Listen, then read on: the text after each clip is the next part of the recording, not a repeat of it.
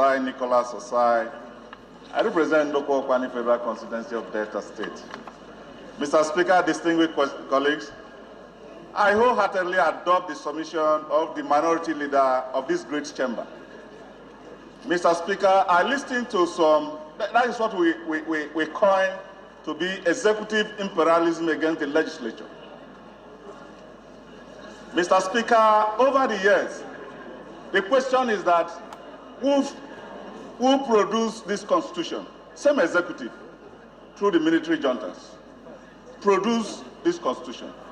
And in producing this constitution is produced to favor the executive. Now a clause has been put that a governor, a president, or vice president cannot be prosecuted when he's in the office. Now the legislators are left open. The issue is protection of the independence of the legislature.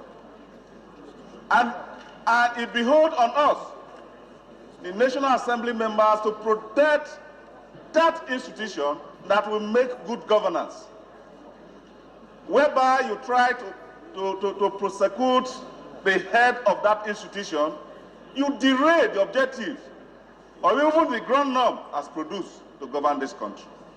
I listened to so many prominent lawyers in this country that legislature do not interact with outsiders, and that is the reason why that the immunity on his leadership will not be protected.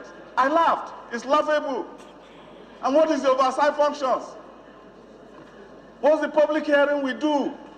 Is it not part of interactions with the outsiders? Is it not interaction with the masses? Is it not interaction with Nigerians?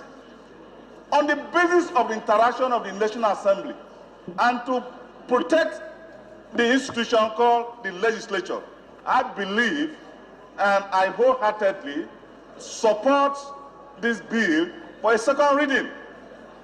Mr. Speaker, distinguished honorable colleague, when you protect the legislature, you protect the people. Because it's an assembly of the people.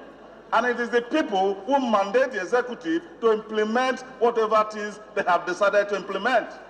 When you don't protect that institution that asks questions, that asks the executive how far have they implemented what the people have said through the legislator, their representative, it then means that institution is vulnerable. And during this time, history beckons on us to protect the institution that will guarantee the protection of the people. That is what all this is all about. So I want to praise the minority leader. I haven't taught it very well to bring in and forward this motion and forward this bill.